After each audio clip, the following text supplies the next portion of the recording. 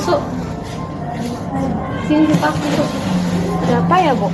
Menurut saya. Siva baru datang. Iya, Bu, baru datang. Nah, Siva, jaketnya jaket baru. Iya, Bu, kebetulan. Gimana, Bu? Ini nggak, Bu? Bagus. Seragamnya mana? Ini seragam saya. Kenapa seragamnya ditutupin, nah? Ditutupin gimana, Bu? Ini kok dampak kok, Bu, seragam saya. Kenapa nggak di luar? Kenapa ditutupin jaket bagus? Ya, biar matching kali, Bu. Biar gaul gimana gitu. Ini kan zaman modern, milenial, Bu. Ibu nggak salahin ya. Siva boleh, Ibu paham Siva pengen tampil cantik, pengen tampil gaul. Tapi sekarang Ibu mau tanya sama Siva, Siva sebagai apa nih di sekolah? Siswa, Bu. Siswa? Iya. Nah, kalau siswa di sekolah udah ada seragam, gunanya buat dipakai. Sekarang kalau seperti ini, yang namanya seragam itu kan sama semuanya. Tapi kalau Siva ada jaket di luarnya, kalau Siva masuk kelas, apakah kalian terlihat sama semuanya, Siva? Beda, Bu, pastinya. Harusnya. Ya, harusnya sama sih, Bu. Jadi seragam ini sebenarnya sekolah buat seragam. Ada nggak kira-kira fungsinya, Siva? Ada pastinya, Bu. Apa? Biar semuanya sama rata, Bu. Biar nggak ada perbedaan di seragaman dan nggak ada yang beda-beda, Bu. Pokoknya harus sama rata semuanya. Yang namanya sekolah ya punya peraturan, Bu. Nah, menurut Siva gimana nih sekarang yang Siva lakukan? Langgar sih, Bu. Terus?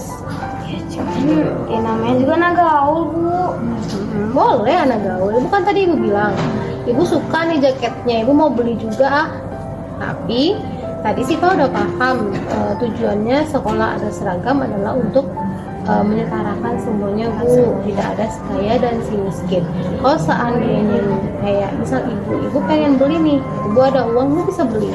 Tapi misalkan ada temenmu yang juga pengen suka sama jaketmu, dia pengen terus dia minta sama orang tuanya juga, orang tuanya nggak ada duit, gimana coba?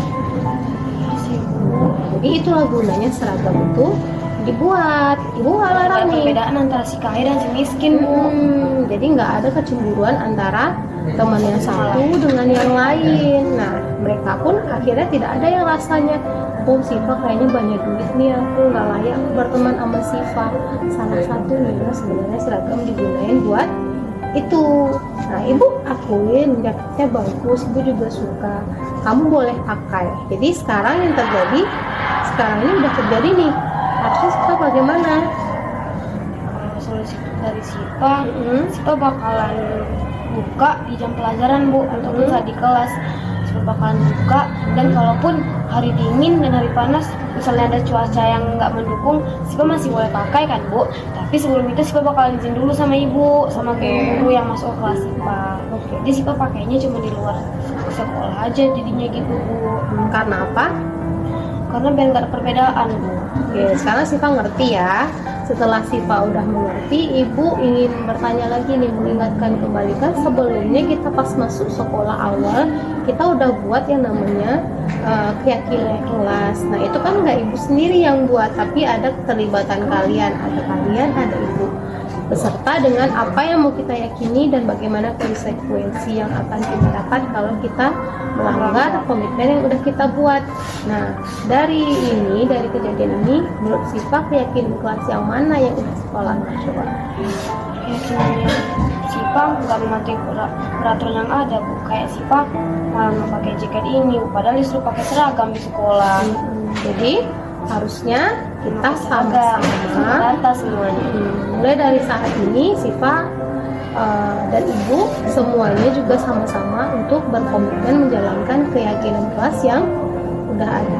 Siva sepakat sama Ibu? Sepakat sih, Bu. Jadi sekarang Siva harus bagaimana nih jaketnya? Sipa bakalan buka nih, Bu, di pelajaran. Oke? Makasih ya, Bu, udah ngingatin Sipa. Sipa jadi sadar. Oke deh, makasih ya Siva. Silakan gabung sama Pergi ya, teman Bu. yang lain ya. Assalamualaikum. Salam.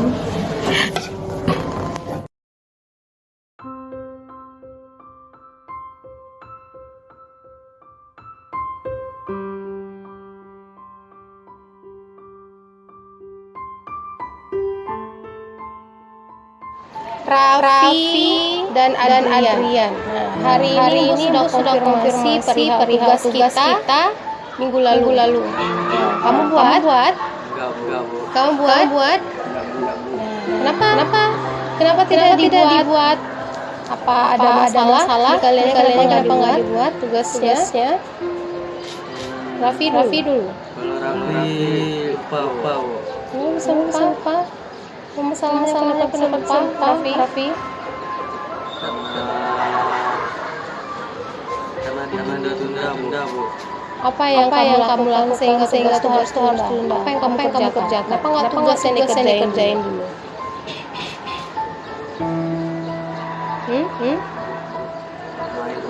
Main apa?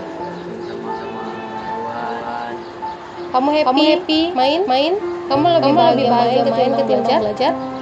Raffi? Bisa bilang, Bu. Apa yang kamu mainkan? Cita-cita Tentang apa? tentang apa, Bu? Tentang di rumah. Kerja. Jadi menurut ibu kalau di masa kalian bermain nggak salah, boleh. Tapi main tetap ada jadwalnya. Kapan waktu kamu main, kapan kamu belajar, kapan kamu istirahat. Tapi kalau seandainya jam belajar kamu terabaikan karena main terus, berarti siapa? Rapi yang rugi kan? Nah sekarang tugas sama ibu ada beberapa yang nggak masuk. Yang udah bagi beberapa kali. Nah yang baru ada yang masuk kan? LKPD sama dengan membuat visi. Tugasnya udah 2 minggu yang lalu. Jadi menurut Raffi apa yang harus Raffi lakukan? Sekarang ibu tanya dulu. Raffi sebagai siswa. Tugasnya siswa apa? Sekarang ibu tanya. Melaksanakan perintah guru atau belajar tugasnya siswa. Nah, belajar itu harus dari diri sendiri atau dari orang lain bagusnya. Nah sekarang setelah kamu tahu, ibu mau tanya apakah tindakan yang Raffi lakukan terhadap diri sendiri yang berakibat ke Raffi sendiri itu benar atau salah sekarang ibu tanya. Jadi apa yang bisa lakukan untuk perbaiki yang menurut itu salah tadi? Apa yang tindakan yang Raffi lakukan? Kan tugas nggak buat nih. Apa yang akan Raffi lakukan? Sementara temannya buat tugasnya masuk juga. Nah Raffi buat tugasnya nggak ada. Apa yang akan Raffi lakukan? Apa jalan keluarnya? Mementingkan tugas baru. Ini gimana? Sekarang ada dua nih yang tinggal. Apa yang mau Raffi lakukan? Tindakannya. Buat. Raffi akan buat tugasnya. Ya, kapan rencana mengumpulkan? Hari Jumat. Clear semuanya ya, tugasnya ya. Gitu ya. Nah, karena Raffi sudah mengerti bahwa belajar bukan suatu keterpaksaan tapi dari Raffinya sendiri karena nanti kan dampaknya buat ibu tapi buat Raffi yang dapat ilmu andaikan karena sekolah ada rapornya bagus berarti Raffi harus bisa memilah nanti ini kapan main dan kapan waktu untuk dengan kesadaran sendiri. Nah dari tindakan yang Raffi tidak membuat sebelumnya kan kita sudah pernah buat kelas. Ada yang kita sepakati antara ibu dan kalian. Salah satunya dalam penugasan. Kira-kira Raffi melanggar keyakinan itu atau enggak? Salah satu keyakinan itu atau tidak? Ya, Bu. Yang mana?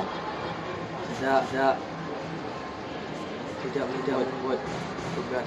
Kemarin kalian konsekuensinya kalau tidak buat apa konsekuensinya? Double. Kalau menurut Raffi double itu Raffi susah jadinya Nah, menurut Raffi sendiri susah atau gurunya juga bakal tambah kerjaannya itu? Guru bakal tambah. Nah, jadi untuk kedepannya bagaimana Raffi? Raffi akan baik periksa Agar dan kejadian ini tidak terulang. Oke. Assalamualaikum warahmatullahi wabarakatuh. Halo semuanya, perkenalkan nama saya Syifa Zahra Andini, biasa dipanggil Syifa. Saya dari kelas 9. Nah, tadi kita udah ngeliat nih Syifa lagi sama Bu Amel ngadapin kasus yang dimana Syifa ngelanggar peraturan sekolah nih di jam pelajaran Bu Amel nih semuanya. Nah di situ Syifa bisa ngambil semua kesimpulan dan pendapat Syifa bagaimana Bu Amel tadi memanggil Syifa dengan cara yang tidak mempermalukan Syifa nih, tidak menempatkan atau memposisikan Syifa sebagai troublemaker atau yang masalah dari situ. Biasanya kita temui yang Syifa temui nih guru cenderung lebih ke mempermalukan muridnya nih semuanya, mengarahkan muridnya atau menggunakan kata-kata yang kasar. Tapi di situ Bu Amel memperingatkan Syifa dan memberitahu Syifa bagaimana caranya Syifa itu untuk lebih mematuhi peraturan sekolah yang ada nih. Dengan itu Syifa ngerasa Syifa dihargai, Syifa ngerasa Syifa lebih masuk nih ngobrol sama Bu Amel, karena Bu Amel juga dari ke hati memperingatkan Syifa nih semuanya. Jadi dapat Syifa simpulkan dan Syifa mengambil pembelajaran dari situ bahwa Syifa ngerasain Syifa dapat dihargai oleh seorang guru dan Syifa diperlayakan sebagai manusia di semuanya. Biasanya guru-guru hanya memperlakukan muridnya memarahkan ataupun langsung memarahkan depan semua publik. Tapi di saat itu Bu Amel memberitahu Syifa sangat ikhlas dari hati dalamnya, memberitahu Syifa bahwa kamu tidak boleh melakukan seperti lagi ya, tapi dengan cara yang lembut nih semuanya. Jadi itu yang Syifa ambil. Terima kasih. Perkenalkan, nama saya Raffi Ahmad Hanafi, saya dari 10.2. Perasaan saya setelah dinasihati oleh Bu Amel, saya merasa senang karena tidak begitu berat. Tapi Bu Amel mengarahkan saya betapa pentingnya belajar dan tugas sekolah.